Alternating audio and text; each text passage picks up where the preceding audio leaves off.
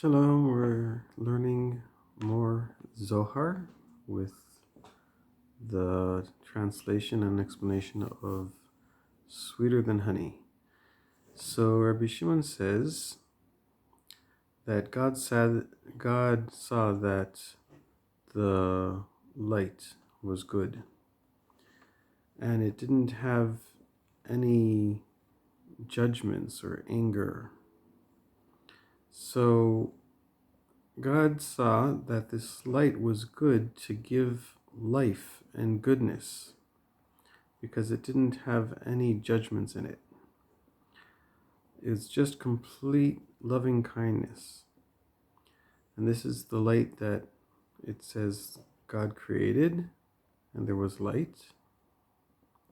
And through this light, he would give blessings to Israel all the time. And like it says, the light was good. And it also says later on in the Torah that it was good in the eyes of God to bless Israel. So we see that it was good is talking about the light, and the light is to bless Israel. And also in the end of the verse, it says that God separated between the light and the darkness. And that's because the light and the darkness, which is the loving kindness and the judgments, the light is the loving kindness and the darkness is the judgments, and they were mixed together before. So therefore God separated. That's why it says that God separated the light from the dark. Because he didn't want the loving kindness to be mixed up with judgments. And he wanted that the loving kindness,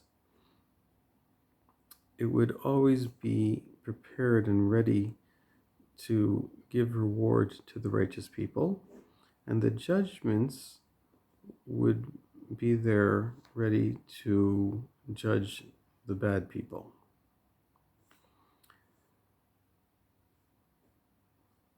And since he separated them, so the light was completely free of any harsh judgments.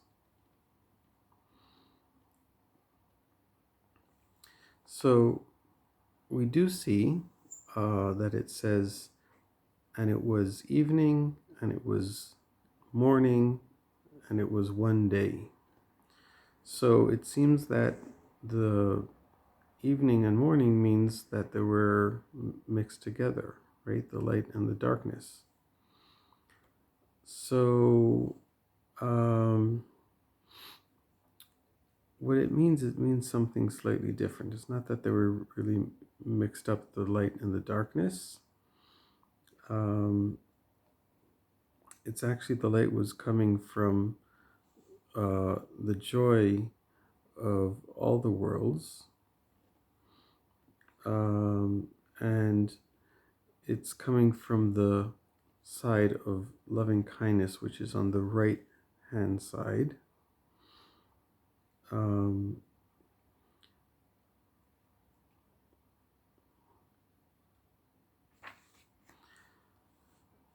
So this is the first light, which is called great goodness, and it was hidden by God for the righteous people in the future, but he kept some of this, a little bit of the light, also in this world now, because we need it for the world to continue existing. And again, we're not talking about physical light. This is talking about spiritual light, the great feeling and the light that you feel when you learn the Torah.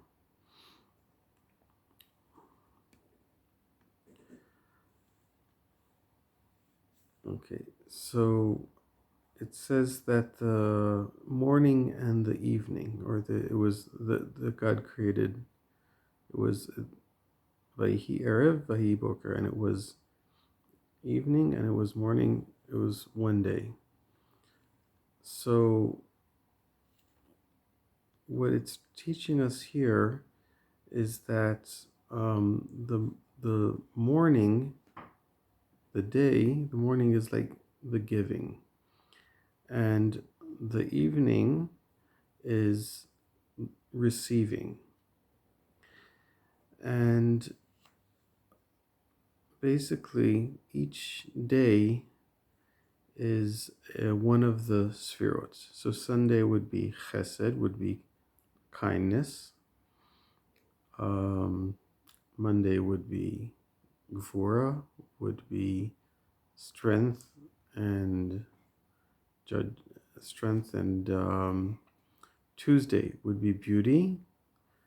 Wednesday would be victory.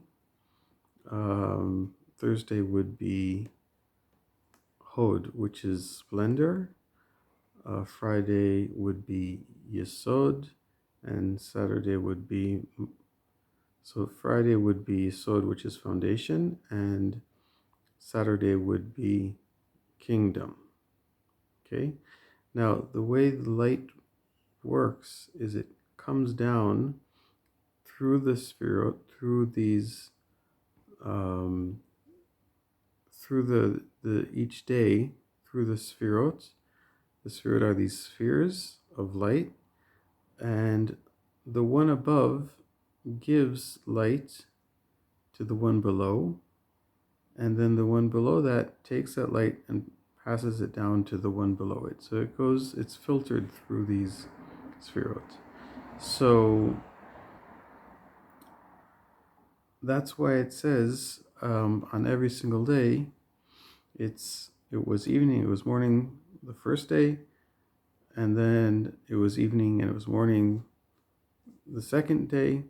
It could have just said, okay, it was just the second day happened. It doesn't have to go through the whole repeating itself and saying it was evening and then it was morning the second day and then again after that for each day.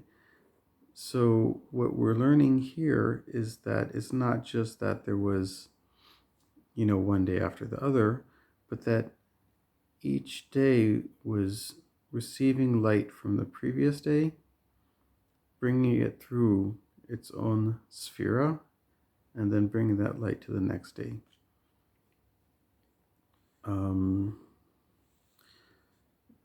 Because that's the way the light comes down from heaven. It always goes through these spherot and these filters, and until it gets down to the lowest levels, which is where it's needed to sustain life.